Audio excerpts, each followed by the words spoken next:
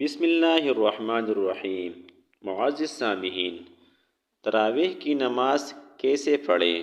تراویح پڑھنے کا آسان طریقہ سیکھیے۔ حضرت عائشہ صدیقہ رضی اللہ تعالی عنہ فرماتے ہیں کہ رسول اللہ صلی اللہ علیہ وسلم نے رمضان کی ایک رات مسجد میں تراویح پڑھ لی۔ لوگوں نے آپ صلی اللہ علیہ وآلہ وسلم کے ساتھ نماز پڑھی۔ پھر دوسری رات کی نماز میں شرکت زیادہ ہو گئی۔ تیسری یا چوتھی رات آپ صلی اللہ علیہ وآلہ وسلم نماز تراویح کے لیے مسجد میں تشریف لائے اور صبح کو فرمایا کہ میں نے تمہارا شوق دیکھ لیا اور میں اس ڈر سے نہیں آیا کہ یہ نماز تم پر رمضان میں فرض نہ کر دی جائے، جو کہ رسول اللہ صلی اللہ علیہ وآلہ وسلم نے خود اپنے خلفائے راشدین کی سنت پر عمل کرنے کی تاکیدی حکم دیا ہے۔ لہٰذا ان کا کیا ہوا عمل بھی خود رسول اللہ صلی اللہ علیہ وسلم کی سنت کی مانند ہے، اور ان کی اطاعت بھی رسول اللہ صلی اللہ علیہ وسلم کی ہی اطاعت ہے۔ لہٰذا جب حضرت عمر رضی اللہ عنہ، جو خود خلیفہ راشد 10 مبشرہ میں سے ایک اور بہت بڑی فضائل کے حامل ہیں، جلیل القدر فقہا صحابہ کرام رضی اللہ عنہ کی موجودگی میں رمضان المبارک میں باجماعت تراویح کا اہتمام کروایا تو سب نے ان کی تحسین کی، کسی ایک نے بھی نکیر نہیں کی۔ اس لیے تراویح کی نماز سنت مؤکدہ ہے۔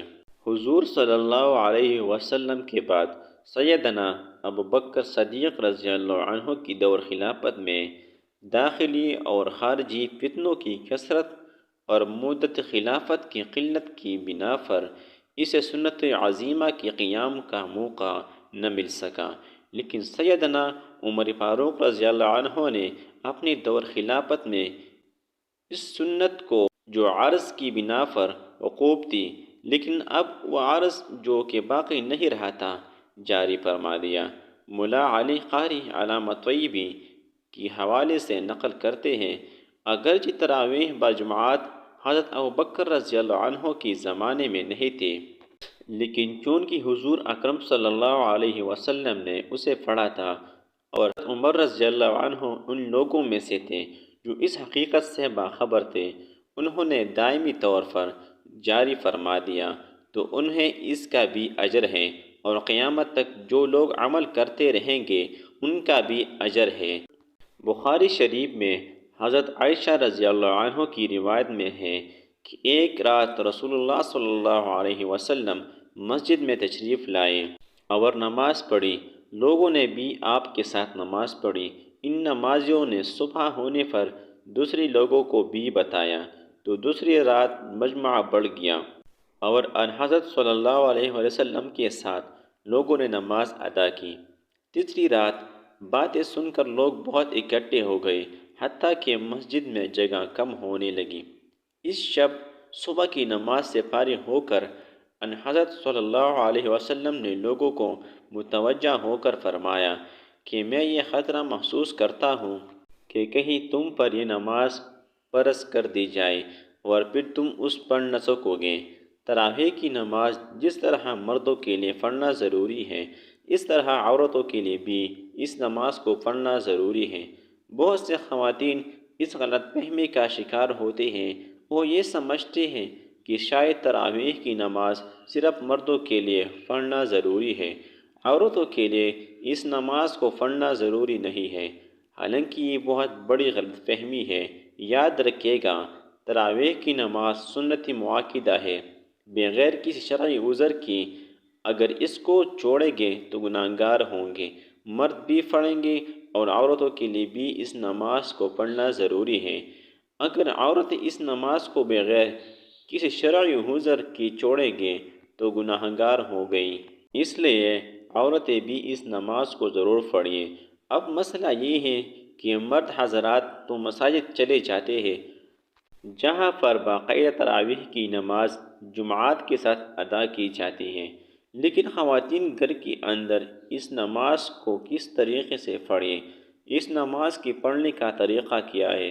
اس نماز کی نیت کیسے کریں گے؟ اس نماز میں کون سی صورتیں پڑھی جائے گی؟ سب سے پہلے تو ہم عشاء کی 4 فرض پڑھیں گے۔ عشاء کی نماز کی 4 فرض پڑھنے کے بعد پھر ہم 2 سنت مؤکدہ 2 سنت ادا کریں گے۔ اس کے بعد وتر نہیں پڑھیں گے۔ پھر 20 رکعت تراویح کی نماز ادا کی جائیں گی۔ 20 رکعت تراویح کی نماز پڑھیں گے۔ 20 رکعت تراویح کی نماز پڑھنے کے بعد پھر وتر پڑھ لیں گے۔ 4 فرض پڑھ لیں تو 2 سنت پڑھیں۔ اس کے بعد پھر 20 رکعت تراویح کی نماز ہے اور وہ بھی صرف 2 رکعت کر کے پڑھی جائے گی، یعنی 2 رکعت پڑھ کر سلام پھیر دیں گے۔ پھر اس کے بعد 2 رکعت اس طرح 2 رکعت کر کے 20 رکعت تراویح کی نماز ادا کریں گے۔ اگر آپ 4 رکعت پڑھ سکتے ہیں تو تب بھی کوئی حرج نہیں ہے، نماز ہو جائے گی۔ اب مسئلہ یہ ہے کہ ان 20 رکعتوں میں ہم کون سے صورتیں پڑھنے ہیں؟ ناظرین، اس کے لیے کوئی خاص صورت نہیں ہے۔ یہ ضروری نہیں کہ یہ صورتیں پڑھی جائیں گی۔ جو بھی آپ کو قرآن پاک آتا ہے، کوئی صورتیں آپ کو آتی ہیں، 10 صورتیں آتی ہیں، 10 پڑھ لیں۔ جب وہ 10 صورتیں ختم ہو جائے گی، ابھی تراویح کی نماز باقی ہے، تو پھر دوبارہ سے ان کو دہرا لیں۔ اس طریقے سے تراویح کی نماز میں جو صورتیں آپ کو آتی ہیں وہ صورتیں پڑھ لی جائیں گی اور اس طریقے سے 20 رکعت تراویح کی نماز ادا کریں گے۔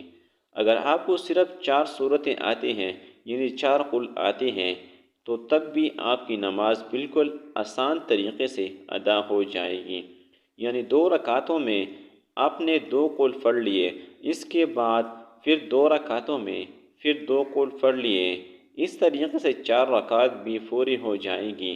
پھر دوبارہ سے ان کو دہرا لیں، لیکن ترتیب کا خاص خیال رکھنا ہے کہ پہلے والی بعد میں نہیں پڑھنی اور بعد والی پہلی نہیں پڑھنی۔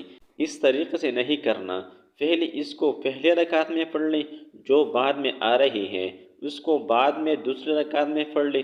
یہ تو تھا کہ تراویح کی نماز ادا کرنے کا طریقہ۔ اب اس کی نیت کیسے کرے؟ نیت کہتے ہیں دل کی پختہ ارادے کو۔